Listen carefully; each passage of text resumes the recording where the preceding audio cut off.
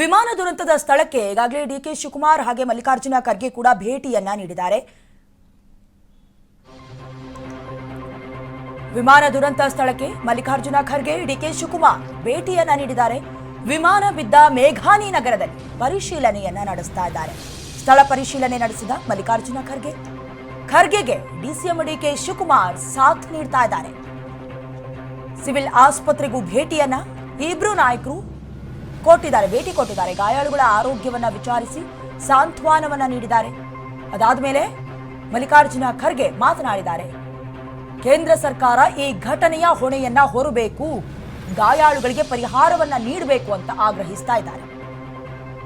ಇನ್ನು ವಿಮಾನ ದುರಂತ ಸ್ಥಳಕ್ಕೆ ಈಗಾಗಲೇ ಕೇಂದ್ರ ಸಚಿವರು ಕೂಡ ಭೇಟಿಯನ್ನ ನೀಡಿರೋದು, ಸಾಂತ್ವನವನ್ನ ಕೂಡ ನೀಡಿದ್ದಾರೆ. ಇದಕ್ಕೆ ಸಂಬಂಧಪಟ್ಟಂತೆ ಈಗ ಮಲ್ಲಿಕಾರ್ಜುನ ಖರ್ಗೆ ಎಐಸಿಸಿ ಅಧ್ಯಕ್ಷರು, ಅದರ ಜೊತೆಗೆ ರಾಜ್ಯದ ಡಿಸಿಎಂ ಡಿಕೆ ಶಿವಕುಮಾರ್ ಕೂಡ ಸ್ಥಳ ಪರಿಶೀಲನೆಗೆ ಅಂತ ಧಾವಿಸಿದ್ರು. ಅದರ ಜೊತೆಗೆ ಈಗಾಗಲೇ ಆಸ್ಪತ್ರೆಯಲ್ಲಿ ಚಿಕಿತ್ಸೆಯನ್ನು ಏನು ಪಡ್ಕೊಳ್ತಾ ಇದ್ದಾರೆ ಸಿವಿಲ್ ಹಾಸ್ಪಿಟಲ್ನಲ್ಲಿ, ಆ ಆಸ್ಪತ್ರೆಗೂ ಕೂಡ ಧಾವಿಸಿದ್ರು, ಸಾಂತ್ವನವನ್ನ ನೀಡಿದ್ರು, ಧೈರ್ಯ ತುಂಬುವಂತ ಕೆಲಸವನ್ನ ನೀಡೋದ್ರ ಜೊತೆಗೆ ಸರ್ಕಾರ ಅಂದ್ರೆ ಕೇಂದ್ರ ಸರ್ಕಾರ ಕಂಪ್ಲೀಟ್ ಆದಂತಹ ಹೊಣೆಯನ್ನ ಒತ್ಕೊಳ್ಬೇಕು, ಸಂಬಂಧಪಟ್ಟಂತೆ ಪರಿಹಾರವನ್ನ ಕೂಡ ಘೋಷಣೆ ಮಾಡಬೇಕು ಅಂತ ಒತ್ತಾಯಿಸಿದ್ದಾರೆ.